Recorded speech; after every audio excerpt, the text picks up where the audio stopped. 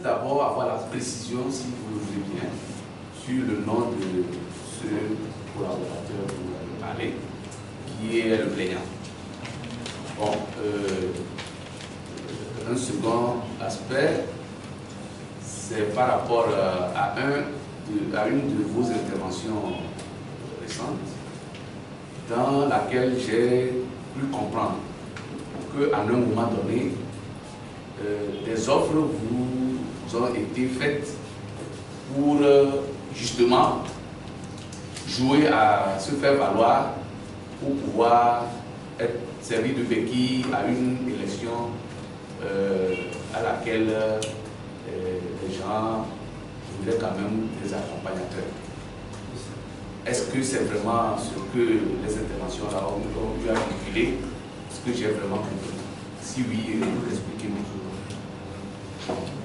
Je ne fais jamais d'accusation gratuite.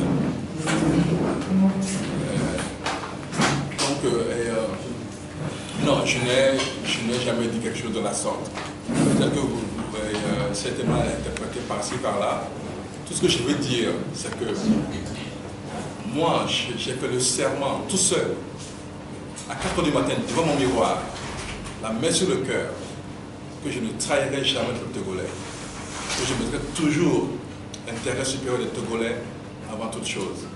Et j'ai dit que donc, je ne ferai jamais rien qui met en péril l'intérêt des Togolais et des Togolaises.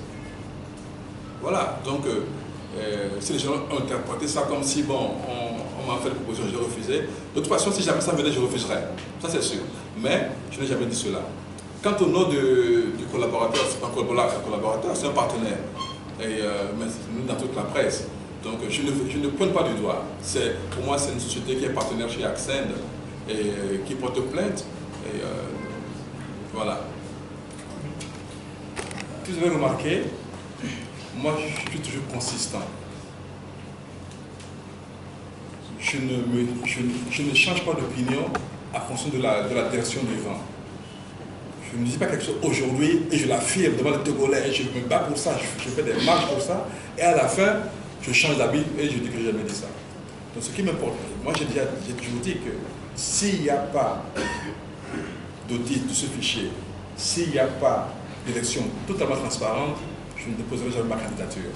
Donc même si la constitutionnelle reconnaît que cette date a été légale, puis maintenant il faut une autre date, et refuse de faire l'audit, le problème reste le même. Je ne déposerai pas ma candidature. À l'inverse, s'ils acceptent qu'on fasse l'audit, ça ne doit pas être un oui mais, ça doit être un oui franc. Sinon pour moi ce n'est pas une réponse. Un oui franc où ils disent oui, vous devez faire l'audit, il vous faut tel nombre de semaines, tel nombre de mois pour le faire, vous le faites, et une fois qu'on va connaître le corps électoral, on va pouvoir le convoquer. Et vous verrez, je serai le premier à déposer ma candidature. Il est vrai que vous avez énuméré des raisons qui vous ont contraint à ne pas déposer votre candidature. Ça, c'est un premier constat. Maintenant, vous aviez également dit entre-temps que vous n'êtes pas partisan, ou bien vous ne faites pas partie de ceux qui appellent au boycott. Maintenant, est-ce que le Parti des Togolais, soit vous et vos militants, allez soutenir un candidat, un des 5 ou des 4? Et je pense que la réponse que j'ai donnée tout à l'heure est implicite dans ce sens. Si j'appelais par exemple les Togolais à aller soutenir un candidat, qu'est-ce que ça veut dire? Ça veut dire que finalement je reconnais cette élection. Ça veut dire que je le connais donc et je participe donc à cette élection. Donc je cautionne ce qui va se passer. Non. Ce que j'appelle par contre les Togolais et Togolaises à travailler ensemble pour qu'on exige ensemble de faire l'audit du fichier. La vraie bataille aujourd'hui, ce n'est pas dans les urnes encore. La vraie bataille aujourd'hui, c'est à la CENI que ça se passe. Il faut que nous nettoyions ce fichier avant d'aller aux élections. Sinon, nous allons encore avoir le même scénario. Après le 15 avril, on va annoncer la victoire du président sortant. L'opposition va se plaindre, on va pleurer, on va marcher 2-3 jours, et voilà. On s'est reparti encore pour 5 ans, et c'est reparti encore pour 50 ans. Et nos arrière-petits-fils feront le même. J'imagine bien de mes neveux ou bien un de vos neveux ici à ma place dans 50 ans disant qu'il nous faut ce fichier électoral. Non, il est temps que ça s'arrête. Ça a trop duré cette mascarade. Il est temps qu'on devienne sérieux. Il est temps qu'on prenne au sérieux ce que veulent les Togolais. Les Togolais veulent le changement. Ils veulent pouvoir avoir aussi accès à un mieux vivre. Ils veulent pouvoir se ramager tous les jours à leur faim. Ils veulent des emplois. Ils veulent se soigner quand ils sont malades. Ils veulent que les enfants puissent s'éduquer dans de bonnes conditions. Nous savons tous qu'après 50 ans de ce régime, rien de cela ne se fait. Alors, allons-nous accepter toujours en baissant les bras et attendre que les choses se fassent? Non. Il faut que nous travaillions nous-mêmes, il faut que nous nous battions nous-mêmes, comme si tout dépendait de nous. Parce que sans nous, personne ne fera notre place. En même temps, prions que Dieu nous aide, parce que tout dépend de sa volonté aussi. Mais il faut absolument qu'on ne se trompe pas de bataille. Aujourd'hui, la lutte ne se trouve pas dans les urnes. C'est pour ça que je n'appelle personne à voter pour quiconque. La lutte se trouve à la CENI. Nous devons aller à la CENI pour récupérer notre fichier électoral et le nettoyer avant l'élection. Ouais, je reviens à cette situation, on parlait politique. Okay. Franchise, vous avez parlé de franchise. Franck, je suppose que vous l'êtes.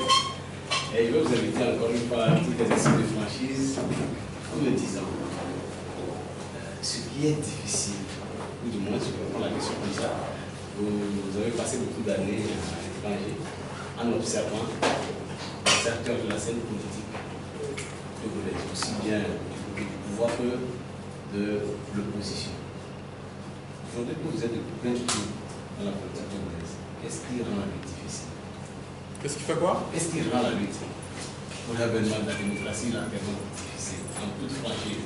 Parce que c'est facile d'être au pouvoir en place, résider dans le pays, et c'est que les résultats vont être facilement à la portée de l'autre. Oui, voilà. Si franchement, si c'est facile, tu te demandes, si c'est difficile, ce qui rend cette lutte difficile.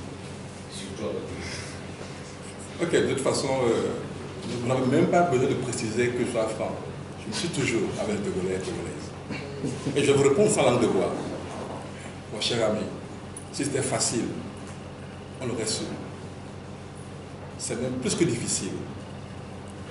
Parce qu'il y a beaucoup d'intérêts en jeu, et aussi bien international que nationaux, et aussi bien individuels qu'autre chose. Et je me rends compte que c'est difficile que tout le monde puisse accepter de faire le sacrifice de soi pour ne prendre en compte que l'intérêt supérieur des Togolaises et des Togolais. C'est ça qui rend la chose difficile. Mais il faut bien qu'on commence un jour. Moi, je veux le faire. Je n'ai pas accepté de donner ma candidature. Je veux lui donner 20 millions pour aller prendre 2, 3, 4 fois plus. Ce n'est pas ça qui m'intéresse. Quel est le bénéfice pour le peuple togolais? C'est ça qui m'intéresse. Donc c'est difficile forcément. Quand on se bat contre des intérêts privés, c'est forcément difficile. Mais c'est ça justement qui nous donne la détermination. C'est tout ça justement qu'il faut le mettre ensemble. C'est pour ça que ce n'est pas la bataille ou la lutte à la bataille pour tout seul. C'est notre lutte à nous tous. C'est nous tous qui devons réclamer notre liberté. C'est nous tous qui devons nous battre pour que les choses se passent bien pour nous. C'est nous tous qui devons nous battre pour le meilleur avenir de nos enfants. C'est difficile, mais on dit, plus la lutte est difficile, meilleure sera encore la victoire. Et notre victoire prochaine sera la récompense de tous les sacrifices qu'on a fait depuis plus de 25 ans. Les gens qui ont malheureusement fait le sacrifice ultime, ceux qui sont en prison, torturés, jusqu'à aujourd'hui encore. Notre victoire prochaine sera notre récompense. Et le jour-là, nous serons tous contents parce qu'un jour nouveau se lèvera sur le Togo. Merci.